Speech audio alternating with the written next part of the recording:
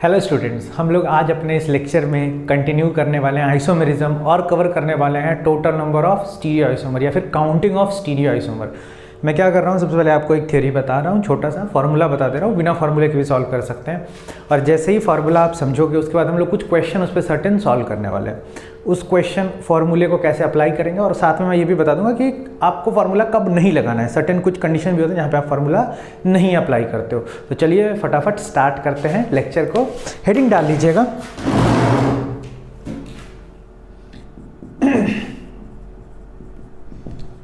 Counting of stereo isomer, stereo isomers. ठीक है, सबसे पहले फार्मूला लिख देता हूं मैं, लिख लीजिएगा केस 1 व्हेन, या फिर सीधा लिख लो अनसिमेट्रिक कंपाउंड, अनसिमेट्रिकल कंपाउंड। ठीक है, अगर अनसिमेट्रिकल कंपाउंड आपके पास है देन टोटल स्टीरियो आइसोमर, ऐसा ही मतलब stereo isomer 2 to the power n, where n is called SGC, stereogenic centre. Stereogenic centre क्या होता है? वो सेंटर, आप चाहो तो कायरल सेंटर और प्लस साथ में आप क्या ले सकते हो, जो GI शो कर सकता है, जो कायरल सेंटर है, ये ले लोगे तो आपका हो जाएगा।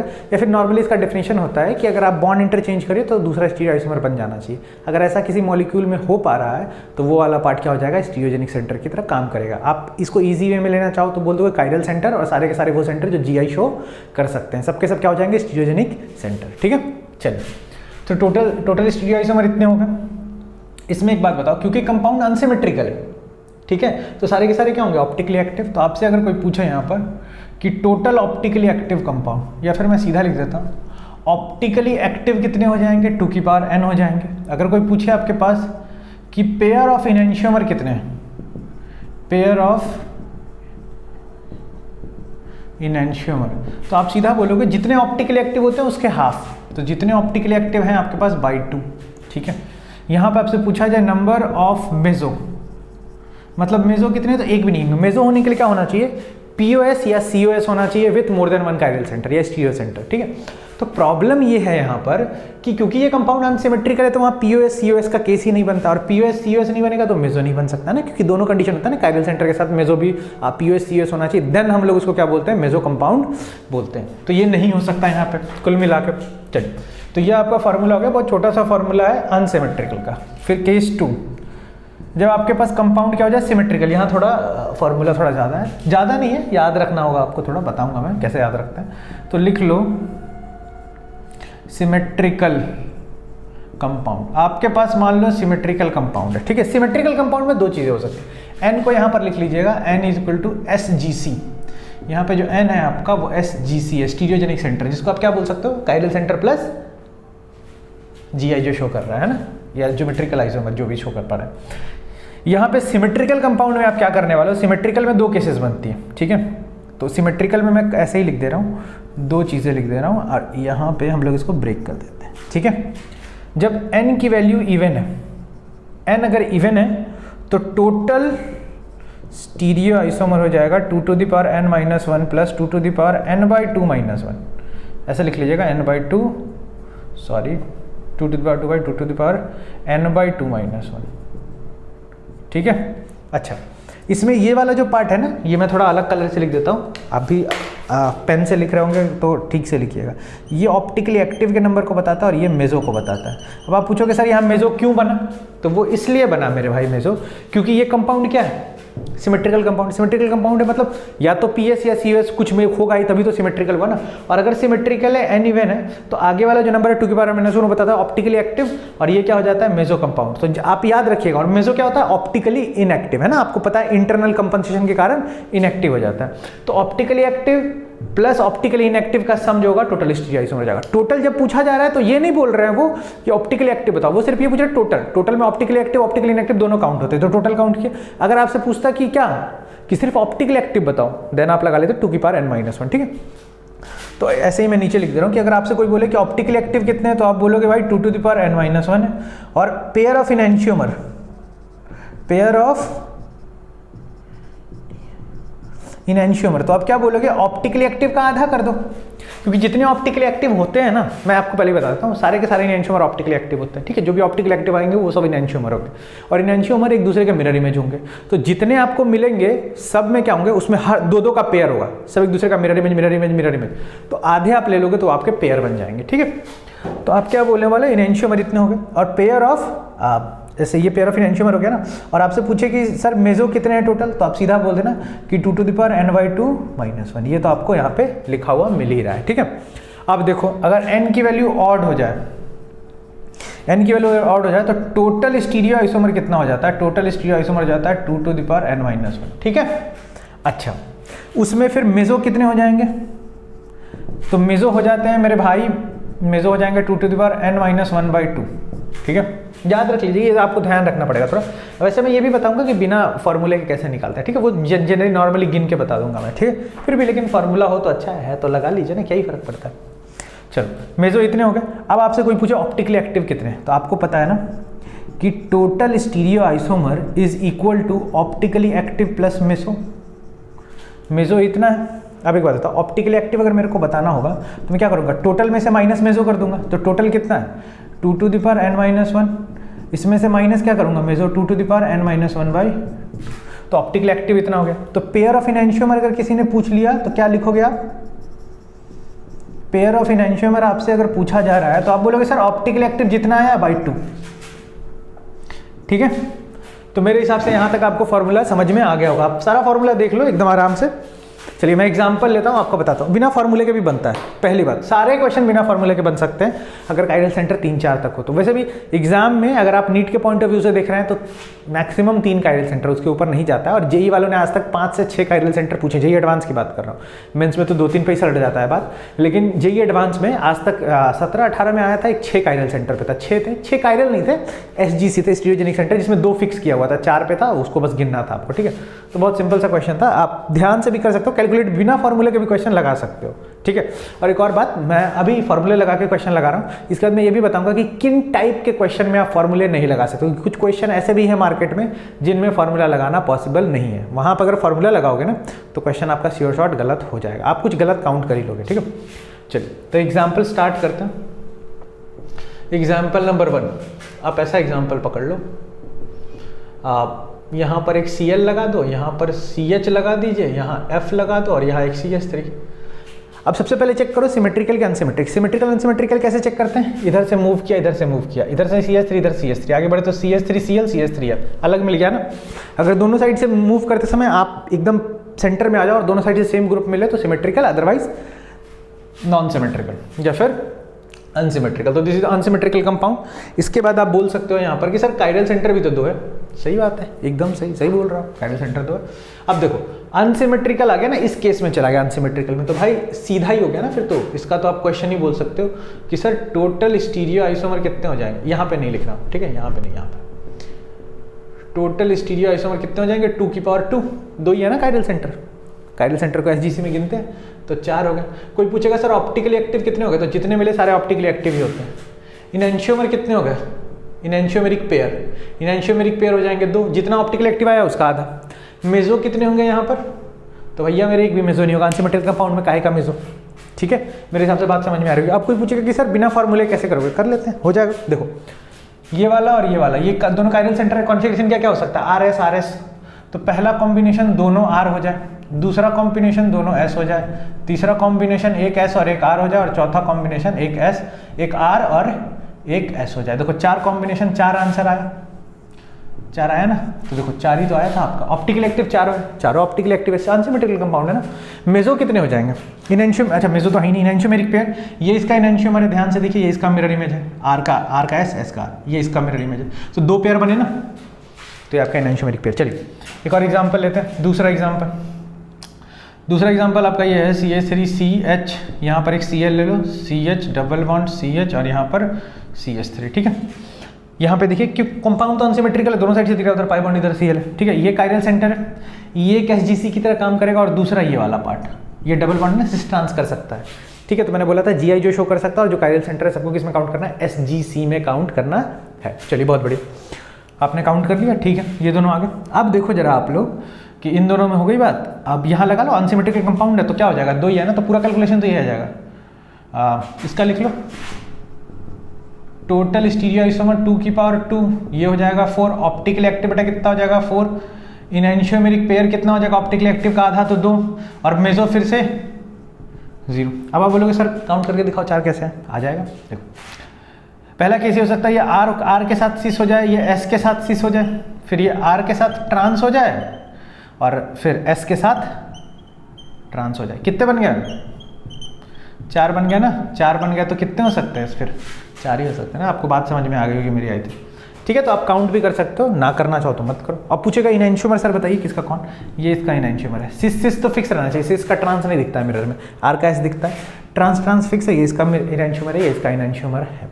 मेरे हिसाब से बात समझ में आ गई। चलिए दो सिमेट्रिकल वाले हो गए, अब एक अनसिमेट्रिकल सॉरी, और एक कर लेते हैं अब सिमेट्रिकल वाला क्वेश्चन, थर्ड।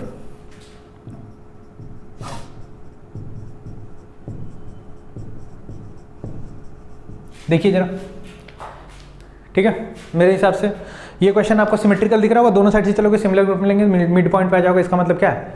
सेम ही है। फिर अब देखो जरा फॉर्मूला लगाओ। पहले तो देखो ये कायरल सेंटर है कि नहीं, ये कायरल सेंटर है, ये कायरल सेंटर, 2 कायरल सेंटर हो गए, इवन नंबर आ गया। देखो सिमेट्रिकल कंपाउंड में n इवन आ गया तो ये फॉर्मूला लगाना है। टोटल स्टीरियो आइसोमर कितने हो जाएंगे? टोटल स्टीरियो आइसोमर हो जाएंगे 2 टू द पावर क्या लिखेंगे यहाँ पर 2 - 1 है ना, तो 2 - 1 प्लस 2 टू द पावर 2/2 - 1, 2/2 - 1, ठीक है। तो यहाँ आ गया 2 की पावर 1 प्लस 2 की पावर 0, कांस्टेंट की पावर 0 क्या होता है 1, तो ये 2 हो जाएगा और ये 1 हो जाएगा, तो टोटल आ गया 3। ये वाला क्या है ऑप्टिकली एक्टिव, ये क्या है मेजो, ठीक है। तो आपसे पूछेगा कि ऑप्टिकली एक्टिव कितने हो गए, तो आप बोलोगे सर 2 है।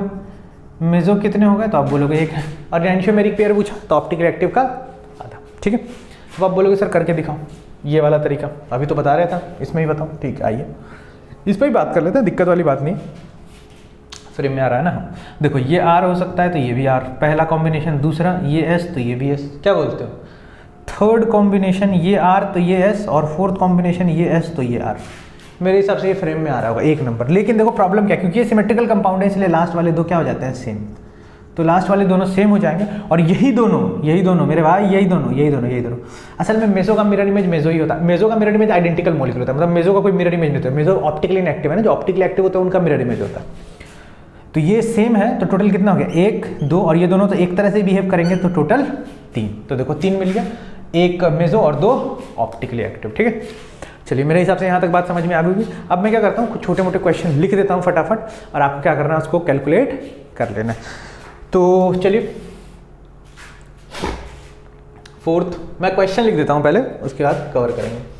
तो आप ऐसा ले लो, यहाँ पर Cl, यहाँ पर Br और यहाँ पर I, सॉल्व करते चलिएगा, ठीक है आप लोग। हाँ फिर इसमें आप ऐसा ले लो, फिर 5th के बाद 6th ले लीजिए आप। 6th में क्या ले लोगे आप लोग, ये भी चल सकता है, ऐसा कंपाउंड भी हम लोग कर सकते हैं। फिर यहाँ पर H,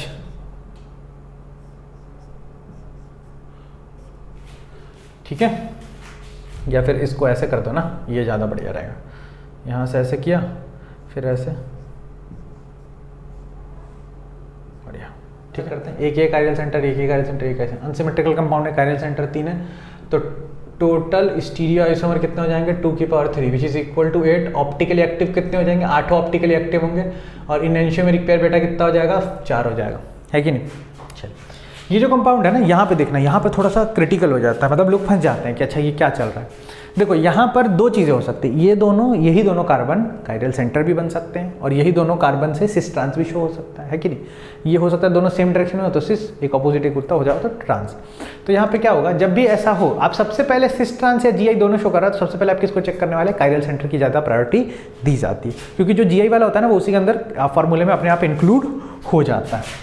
तो एक ये कायरल सेंटर है आपके पास, ये कायरल सेंटर है। देखो 2 कायरल सेंटर हो गए, तो टोटल स्टीरियो आइसोमर कितने हो जाएंगे, और कंपाउंड अनसिमेट्रिकल है, ये सबको समझ में आ रहा है। तो टोटल स्टीरियो आइसोमर कितने हो जाएंगे आपके पास 2 to the power 2 which is equal to 4 optically active सारे के सारे, और इनएंशियोमेरिक पेयर आपके पास हो जाएगा 2।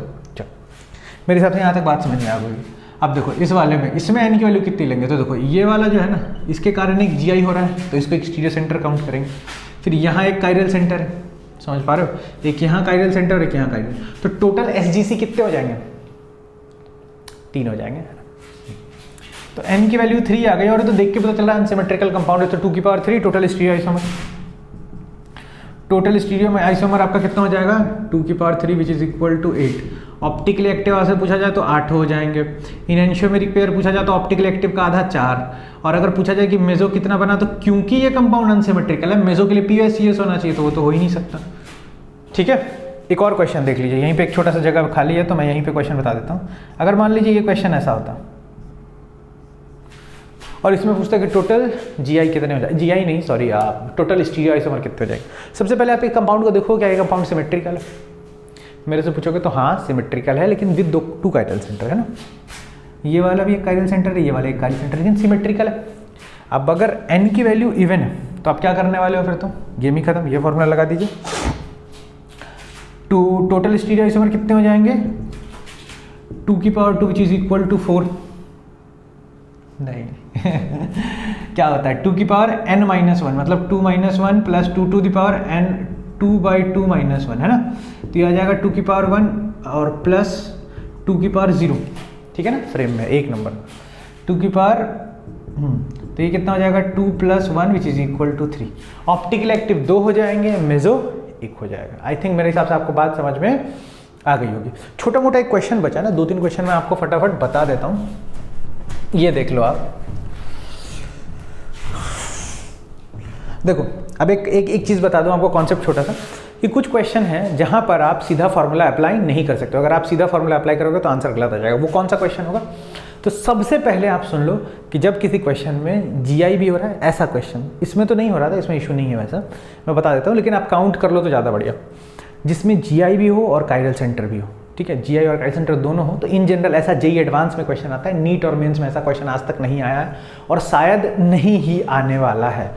लेकिन JEE एडवांस के पेपर में हम लोग यही एक छोटा सा वो देते हैं स्टूडेंटों को या फिर आपको भी, कि आप JEE एडवांस अगर देने वाले हो तो सबसे पहले ये करना है कि JEE एडवांस में एक तो आएगा, ये जो मैं काउंट कर रहा हूँ ना, इस वीडियो से एक क्वेश्चन आएगा JEE एडवांस में, हर बार ही आता है, जनरल ट्रेंड है। तो आपको बस इतना देखना होगा कि जो आपको वहाँ पे क्वेश्चन दिया गया, जो आप फार्मूले से निकाल रहे हो, क्या वो बिना फार्मूले के भी आ रहा है, जैसे मैंने काउंट करके दिखाया है यहाँ पर। तो एक बार क्या करोगे आप एग्जाम में कि फार्मूले से तो आप निकालोगे ही, साथ में ये भी देख लोगे कि अगर अच्छा फार्मूला नहीं लगाते हैं तो सीधा वो आंसर आ रहा है क्या, कैलकुलेट करने पर डायरेक्टली, तो एक बार आपको चेक करना पड़ेगा। अगर आप JEE एडवांस दे रहे हो तो आपके पास इतना कल होगा कि आप उसको चेक कर सकते हो। ठीक है, बहुत सारे क्वेश्चन प्रैक्टिस करने पड़ते हैं। चलिए, और अगर पेपर में आ ही नहीं रहा है तो नीट और JEE मेन वाले तो टेंशन ही ना ले, उनको तो वैसा काउंट करने वाला आएगा भी नहीं। लेकिन चलिए एक आधे एग्जाम्पल देख लेते हैं। एक एग्जाम्पल देख लेते हैं जो कि JEE एडवांस 2017 या 18 में आया था। आई थिंक 18 या 17 में किसी एक साल आया था। ठीक, अब मेरे को इतना अच्छे से याद नहीं है, लेकिन फिर भी ईयर भूल गया हूँ, क्वेश्चन तो याद है। ये क्वेश्चन था, इस क्वेश्चन में आप अगर डायरेक्टली ट्राई करोगे ना कि सर सीधा ही मार देते हैं फार्मूला लगा के, तो देखो ये अनसिमेट्रिकल दिख रहा है। ठीक है ना, ऐसे ये मल्टीपल चॉइस में आया था, मतलब इसके 4 ऑप्शन और थे, तो हम लोग सारे ऑप्शन तो ऐसे ही बात ही कर लेंगे यहीं पे। तो यहाँ पे आप बोलोगे सर ये कायरल सेंटर है, ये वाला एक GI शो कर सकता है, तो ये भी स्टीरियोजेनिक सेंटर है, और ये भी कायरल सेंटर है, और ये क्योंकि ये सिमेट्रिकल दिख रहा है और n की वैल्यू ऑड है, तो फॉर्मूला आप लगा दोगे कि सर टोटल स्टीरियो आइसोमर 2 की पावर n-1 हो जाएगा। यहाँ मैंने लिख रखा था, तो 2 की power 3 - 1 which is equal to 2 की पावर 2, 2 की पावर 2 4। तो आप बोल दोगे सर आंसर 4 है, पर आंसर 4 नहीं है, आंसर 6 है। टोटल स्टीरियो आइसोमर 6 है। अब आप बोलोगे सर कैसे, चलिए देख लीजिए। देखिए यहाँ फार्मूला लगाओगे तो गलत हो जाता है। ठीक है, JEE एडवांस का क्वेश्चन है, 18 या 17, अब याद नहीं कब का है। तो देखो काउंट करने के लिए कैसे करोगे, ये कायरल सेंटर R हो गया, इसको मान लो सिस, तो ये भी R हो सकता है, फिर ये S तो सिस, तो ये भी S हो सकता है। तो एक पॉसिबिलिटी तो ये है, दूसरी ये है, तीसरी आप लिखो R trans R, fourth S trans S, fifth S cis R, और सिक्स्थ S ट्रांस R। ये आपके टोटल 6 स्टीरियो आइसोमर है, यही आपके आंसर है।